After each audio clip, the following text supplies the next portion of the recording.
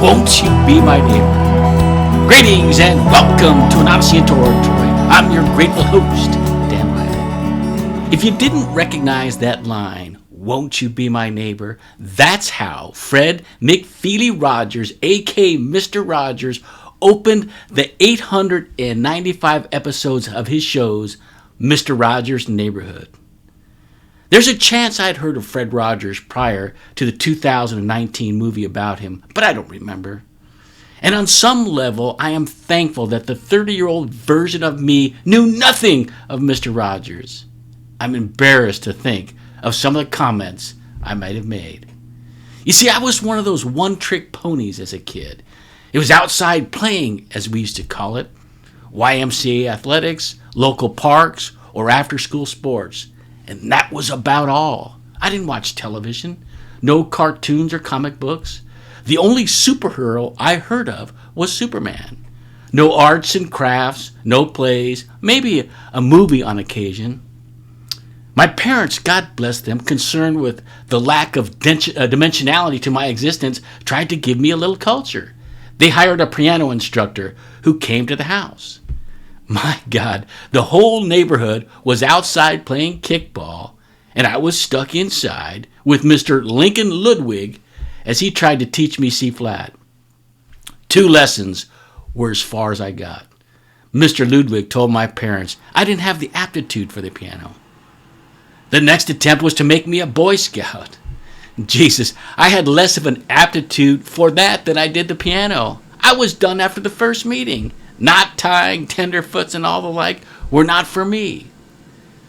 So it was a blessing I knew nothing of Fred Rogers during his television run from 1968 until 2002. I would have missed his brilliance. In a few seconds, we will watch a 6 or so minute video of him testifying before Congress. The testimony was to defend the $20 million in federal funding allocated to the newly formed public broadcasting station, for which Rogers had the marquee show, the aforementioned Mr. Rogers' Neighborhood. The Senate Subcommittee on Communications was reviewing the administration's proposed $10 million cut in funding. Fred Rogers was recruited to persuade them otherwise. The chairman of the subcommittee, Senator John Pastore, was not at all familiar with Rogers or the work he did. And initially, as you'll see, he was very abrasive with him in the hearing. Pastore had the typical politician's personality characteristics, an alpha male with a type A personality, the antithesis of Rogers' personality profile. Let's watch the clip. Rogers, to you now. All right, Rogers, you got the floor.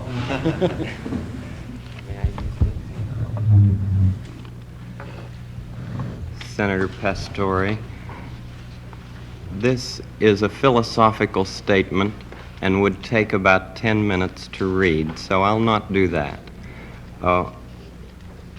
One of the first things that a child learns in a healthy family is trust, and I trust what you have said that you will read this.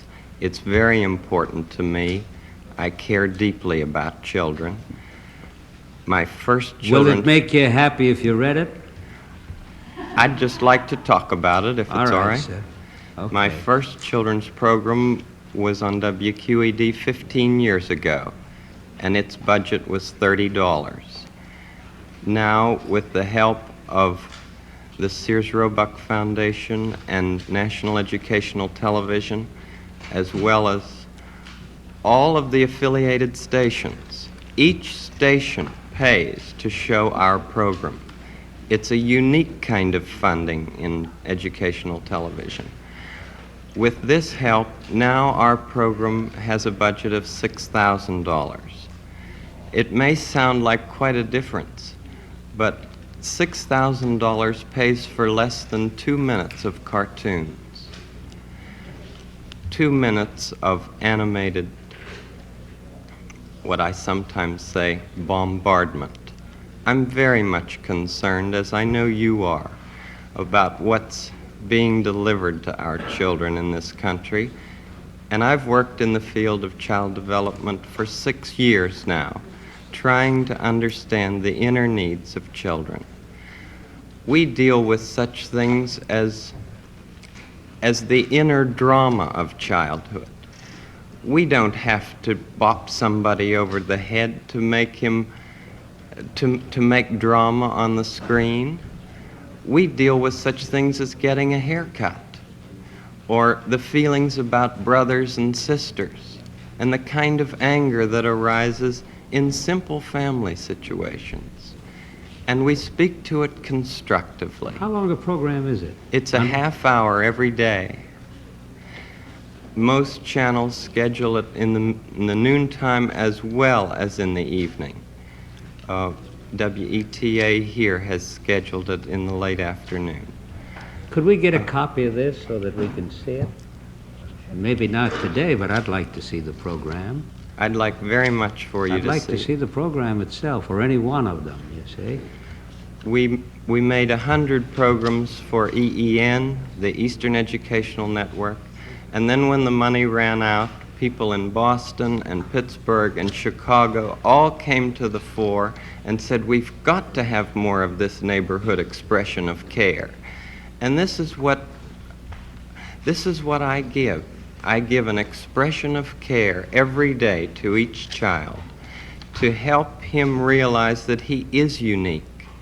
I end the program by saying, you've made this day a special day by just your being you. There's no person in the whole world like you, and I like you just the way you are. And I feel that if we in public television can only make it clear that feelings are mentionable and manageable, we will have done a great service for mental health. I think that it's much more dramatic that two men could be working out their feelings of anger, much more dramatic than showing something of gunfire. I'm constantly concerned about what our children are seeing. And for 15 years I have tried in this country and Canada to present what I feel is a meaningful expression of care. Do you narrate it?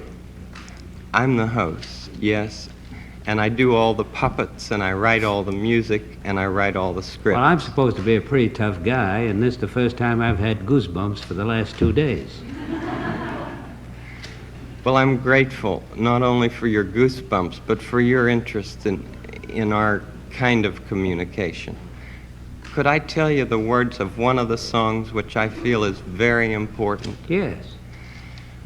This has to do with that good feeling of control, which I feel that children need to know is there. And it starts out, what do you do with the mad that you feel? And that first line came straight from a child. I work with children, doing puppets in very personal communication with small groups. What do you do with the mad that you feel? When you feel so mad you could bite. When the whole wide world seems oh so wrong, and nothing you do seems very right. What do you do? Do you punch a bag? Do you pound some clay or some dough? Do you round up friends for a game of tag or see how fast you go? It's great to be able to stop when you've planned a thing that's wrong and be able to do something else instead and think this song. I can stop when I want to, can stop when I wish, can stop, stop, stop anytime.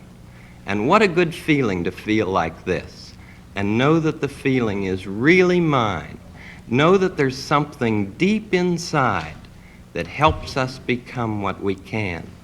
For a girl can be someday a lady, and a boy can be someday a man. I think it's wonderful. I think it's wonderful. Looks like you just earned the $20 million.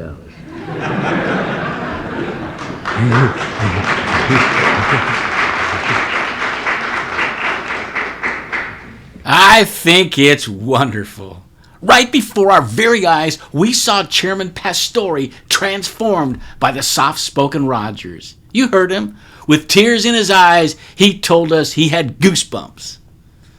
Since Aristotle's time to the present day, we've known that intuition, feelings, and emotion always trump reason, rationality, and analytics when it comes to persuasion. But for some reason, a good number of us emphasize the latter over the former regarding our communication styles, especially us males. One communications professor likes to use the metaphor of a human riding an elephant.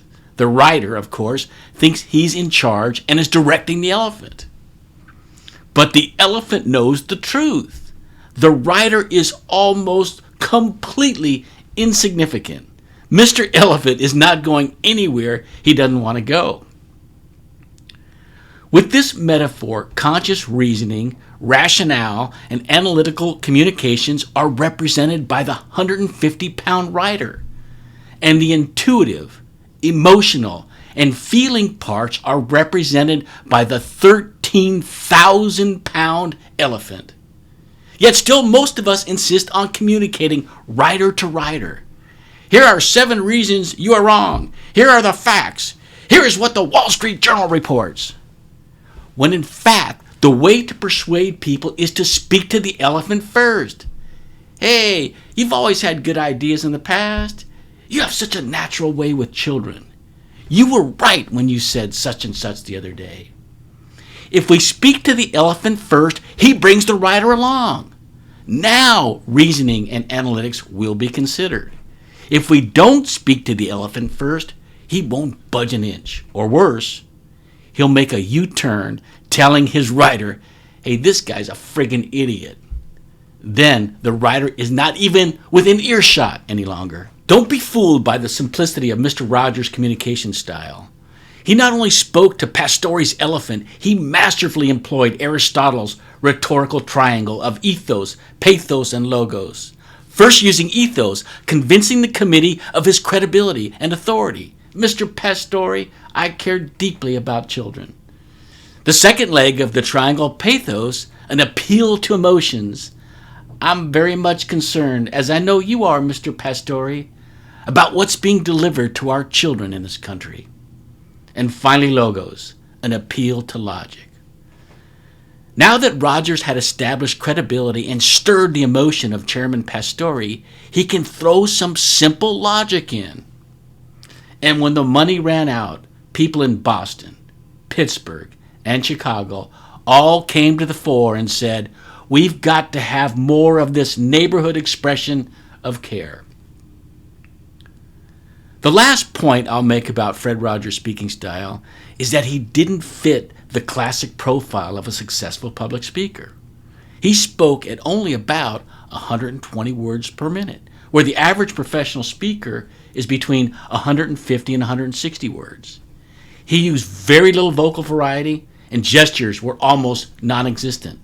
But what he did have in abundance, and arguably the single most important ingredient for an effective public speaker, is sincerity and authenticity.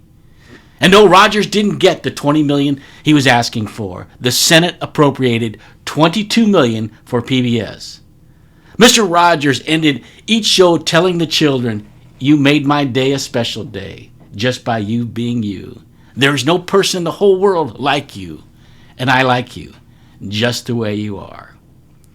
Most of us could not get away with such a corny closing salutation, but Fred McFeely Rogers could.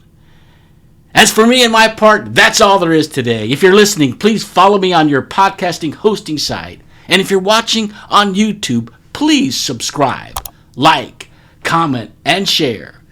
This is Dan Riley taking you on an Odyssey into Oratory. Until next time, throw off the boat lines, sail away from the safe harbor, catch the trade winds in your sails. We're on the move now.